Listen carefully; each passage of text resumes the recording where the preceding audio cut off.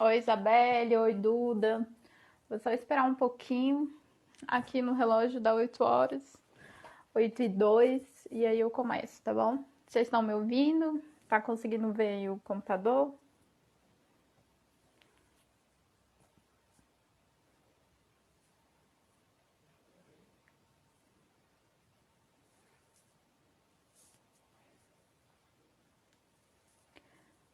Usem o chat para me responder, mandar dúvida. Ah, tá. Não, beleza, então. Então vou esperar só mais um pouquinho. O sol tá baixo para escutar? Vê se melhorou agora.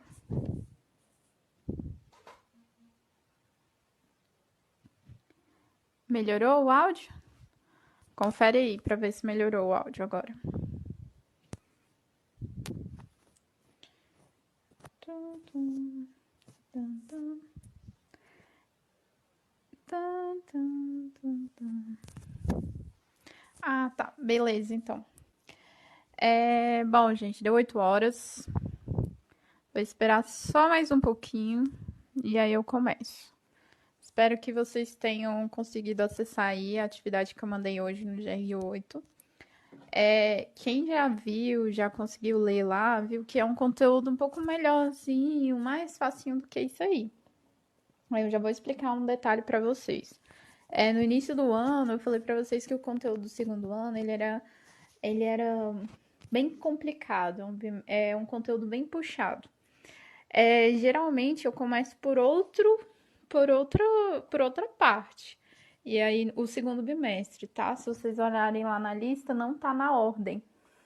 Conteúdo de introdução à termoquímica, ele ia ser um dos últimos conteúdos que a gente ia ver no bimestre.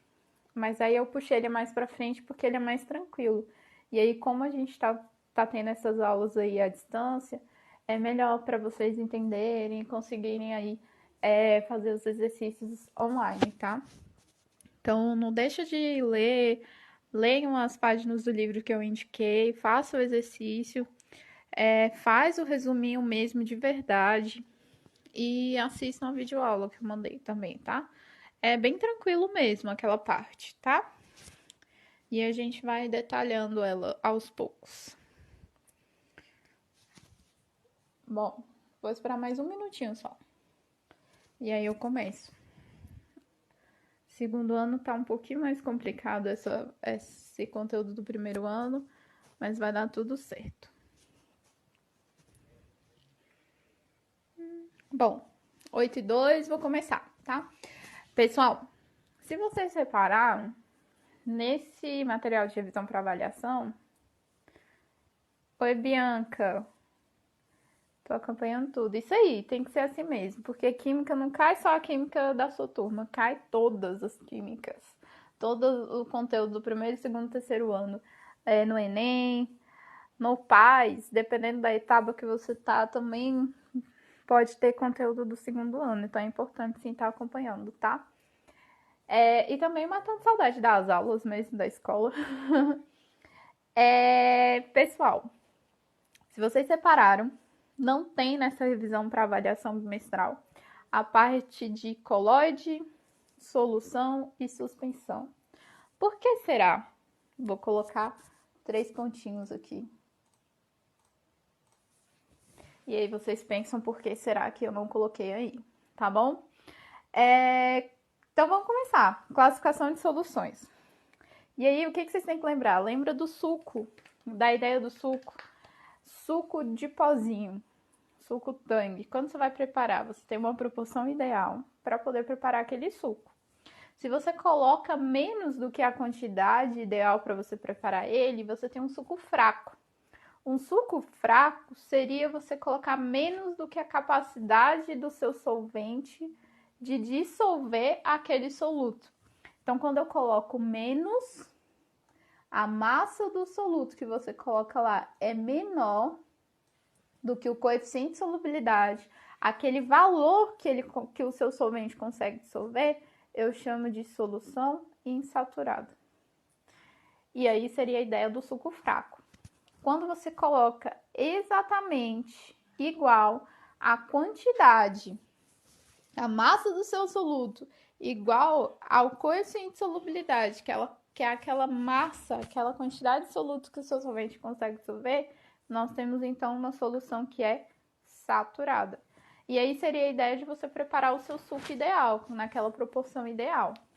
Bom, se você coloca mais pozinho do que a água consegue dissolver, vai sobrar um pozinho no recipiente lá, no fundo do seu recipiente. Então, vamos imaginar aqui que é o seu recipiente, sua jarra lá do suco ou um copo.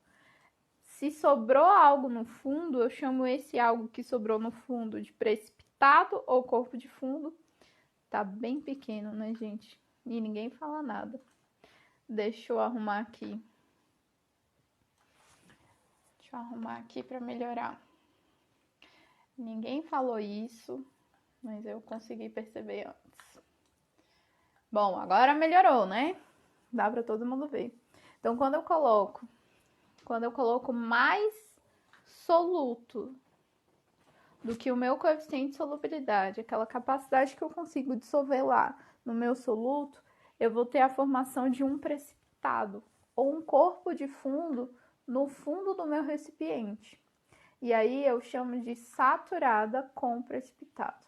O detalhe que eu chamo para vocês, que eu falei várias vezes na sala, é porque pode ter questão que ele vai juntar tudo isso aqui numa coisa só.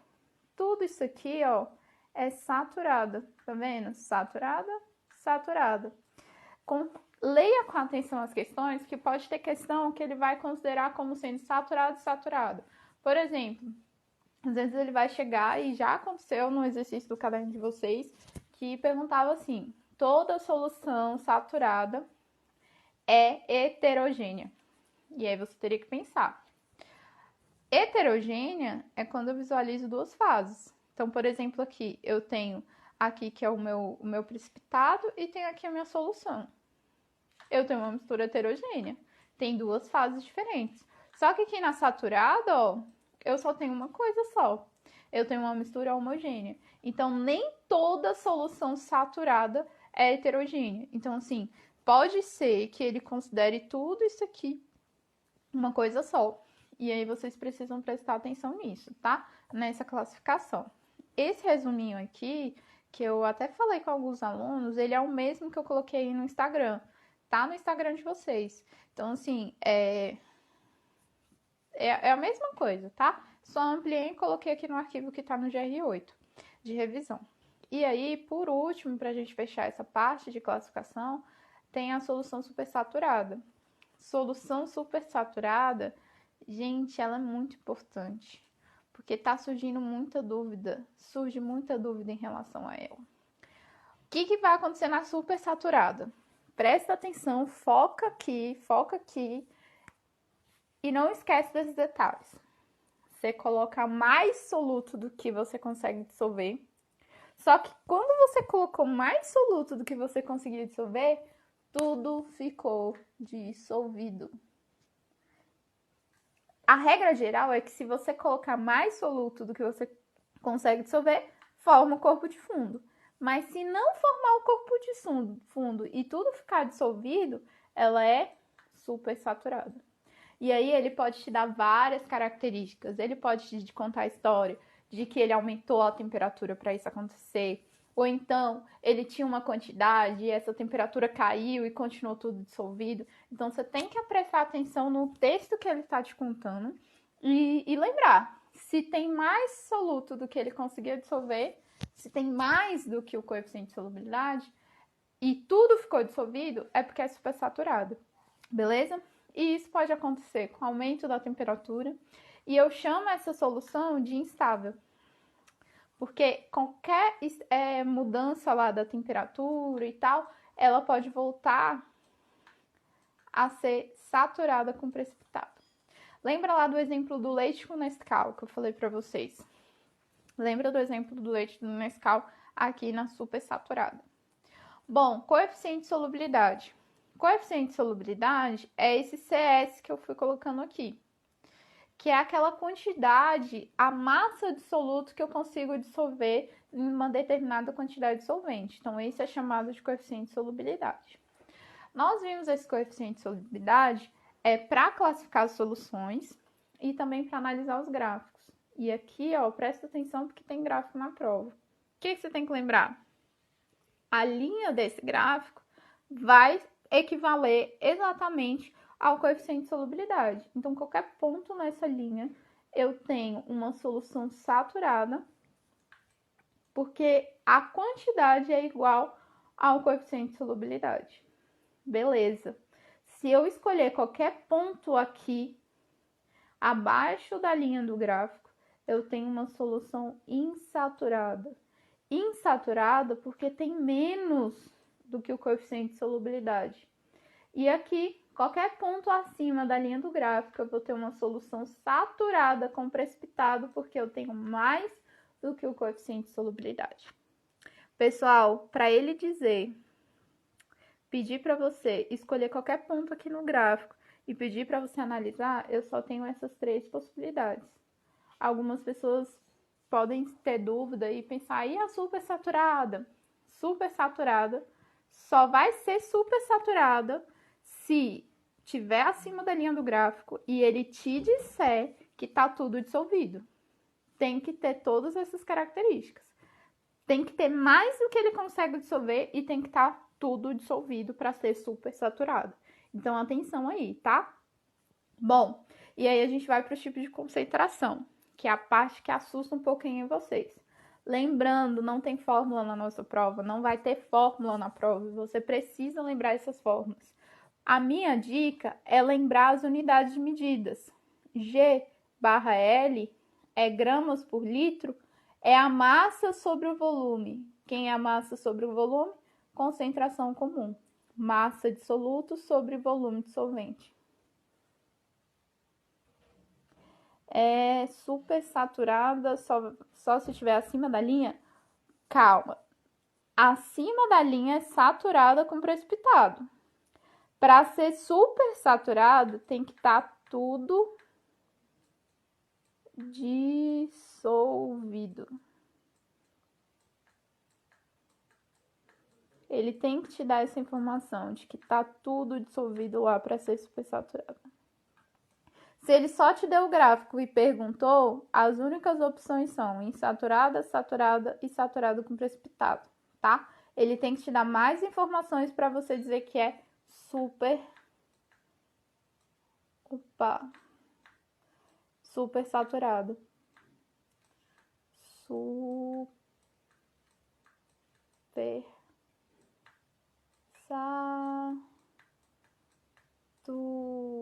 E aí vocês entenderam, né?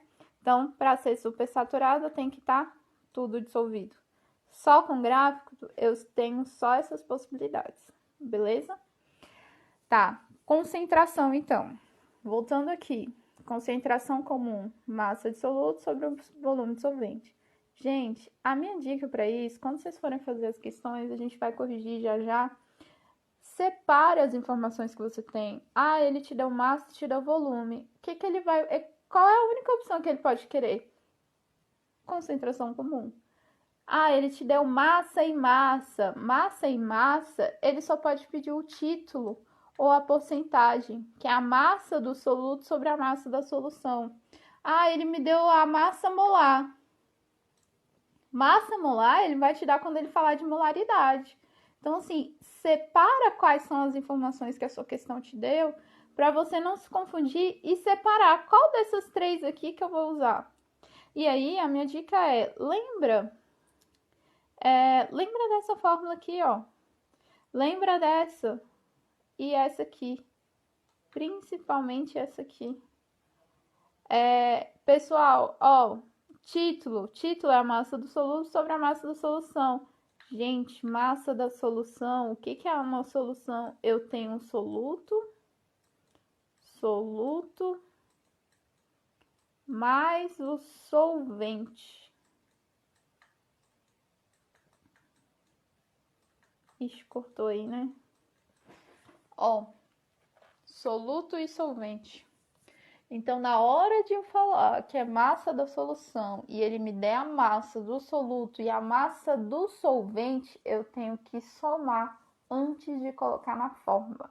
Não esqueça isso, não esqueça, porque eu vi muita gente errando na sala isso, confundindo solvente com solução. Então, o que você vai lembrar? Falou de água, é solvente. A água vai ser sempre o seu solvente universal. E a solução é a soma do soluto com solvente, tá? Não esquece disso. Próximo. E a molaridade você tem lá, é mol por litro.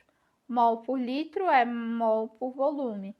Mol, o que é o mol? Ele é a massa sobre a massa molar. Então, você tem a molaridade, é a mesma coisa de massa, dividido pela massa molar, que normalmente é o M, vezes o V, que é o volume. Então, lembra principalmente dessa aqui, tá bom? Vamos, então, para as questões. Para a gente fechar esse conteúdo com chave de ouro. Então, vamos lá. Questão 1. Certa substância X pode ser dissolvida em até 53 gramas a cada 100 ml de água. As soluções formadas por essa substância, descritas a seguir, podem ser classificadas, respectivamente, como... E aí, ele te deu aí uma questão múltipla escolha, que tem as opções. Só que o que eu vou fazer? Quem estiver lembrando aí, a gente fez essa questão na sala. Foi, se não me engano, a questão número 2 do primeiro exercício que eu passei para vocês. Mas ela não tinha as opções, as alternativas, tá? Então, vamos só relembrar lá. Coloquei aqui separado no outro documento. Então, o que eu tenho aqui? Esse aqui seria o meu coeficiente de solubilidade. Então, eu tenho que avaliar em relação a essa solução, a classificação lá das minhas soluções. Então, vamos pensar aqui. A primeira alternativa dizia assim, que eram 26 gramas para 50 ml. Gente, 26 gramas, 50 ml é a metade do que é o coeficiente de solubilidade. Tá vendo? 53, 26,5 vezes 2 dá 53. E 50 vezes 2 dá 100. Então, se é a metade, é a mesma proporção. Então, eu chamo de solução saturada. Próximo. Eu tenho aqui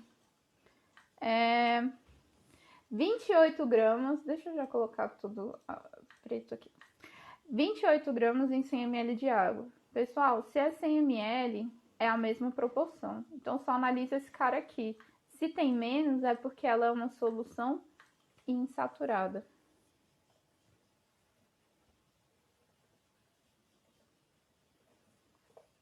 Próximo. 57,3 em 150 ml de água. Aqui, você vai precisar fazer uma regrinha de 3. Mas se você não quiser fazer a sua regrinha de 3, assim, considerando que 53, para cada 100 ml você tem 53, se fosse 150, quanto que seria esse cara aqui? E aí você analisa. Você pode pensar assim, se você unir esses dois, se você pegar 100 mais 50, dá 150, né? Então, a massa aqui, 53 mais 26,5, o coeficiente de solubilidade para 150 tem que ser, então, 79,5. 79,5 é maior do que esse cara. Então, isso aqui é menor. Considerando isso, ela é uma solução insaturada. E aí, por último, você tem 55 em 100 ml de água. 55 é maior. Se é maior, ela passa. Então, ela agora é saturada com precipitado. Então, ficou saturada, insaturada, insaturada e saturada com precipitado. A alternativa é...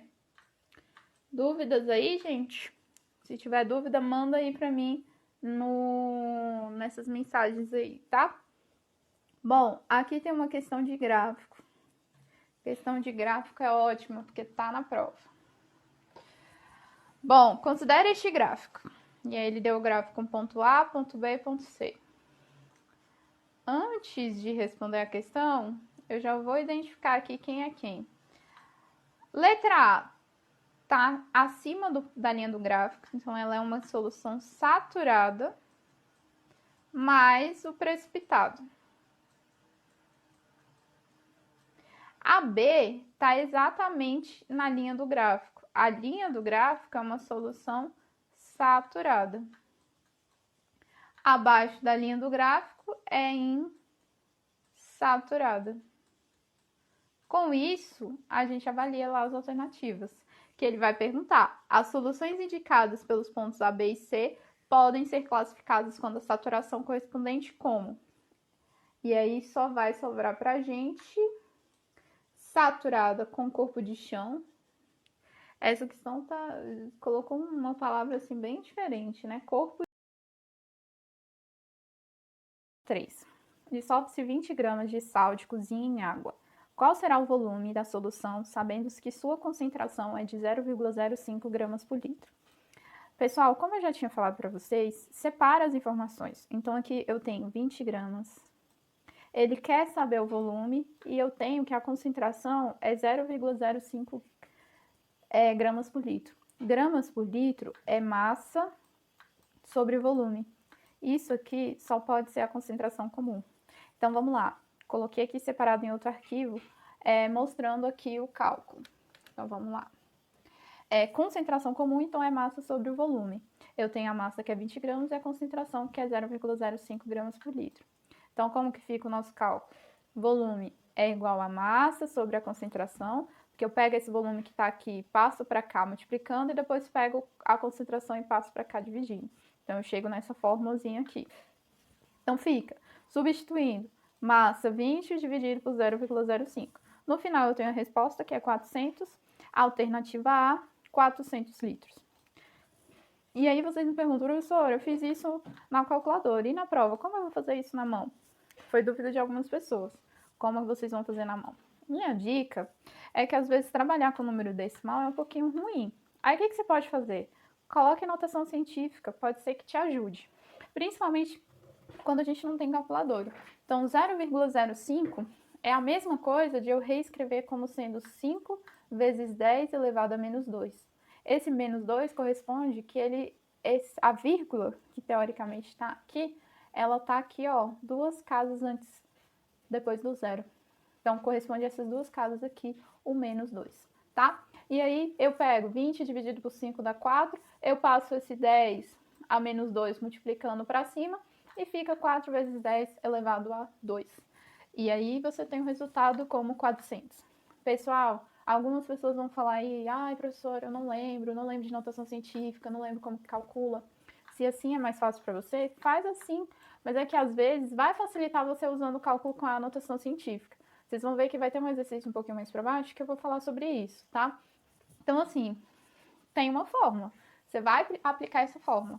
A parte matemática que você vai usar, às vezes vai ser mais fácil de um jeito, às vezes vai ser mais fácil de outro jeito. Faz do seu jeito. O que importa é, usa a fórmula da concentração comum, seja a fórmula da molaridade, e chega no resultado correto. Obedecendo às lógicas matemáticas, tá? Não vai jogar qualquer coisa lá sem sentido e chegar no resultado certo, porque eu vou avaliar, tá bom? Então, próxima questão. 4. Dissolveu-se 4,6 gramas de NaCl em 500 gramas de água pura, fervida e isenta de bactérias. A solução resultante foi usada como soro fisiológico na asepsia de lente de contato. Assinale a opção que indica o valor aproximado da porcentagem em peso de NaCl existente nessa solução. Gente, essa questão aí pode dar um pouquinho de dor de cabeça para vocês. O que eu já adianto, calma que não tá assim na prova, tá? Mas eu vou ajudar vocês aqui em relação a ela. Para vocês entenderem por que ela tá tão assim. 4,6 é o NaCl, é o nosso soluto. 500 gramas é a água, que é o nosso solvente. Então, vamos aqui para outra tela.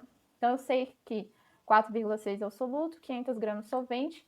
A minha massa da minha solução, que é o que eu vou usar para calcular a porcentagem que ele quer, é 4,6 mais 500. Então, o valor da solução é 504,6, que é o valor que eu coloco aqui na fórmula do título para achar a porcentagem, tá? Então, aqui, porcentagem, lembrando, é a mesma coisa do título multiplicado por 100. O título vai ser um valor menor que 1. E aí, o que quer dizer? É a massa do soluto sobre a massa da solução. Quando eu multiplico por 100, eu tenho esse valor em porcentagem. Então, calculando, o que eu vou ter na minha fórmula? 4,6 dividido por 504, que é a minha solução multiplicado por 100.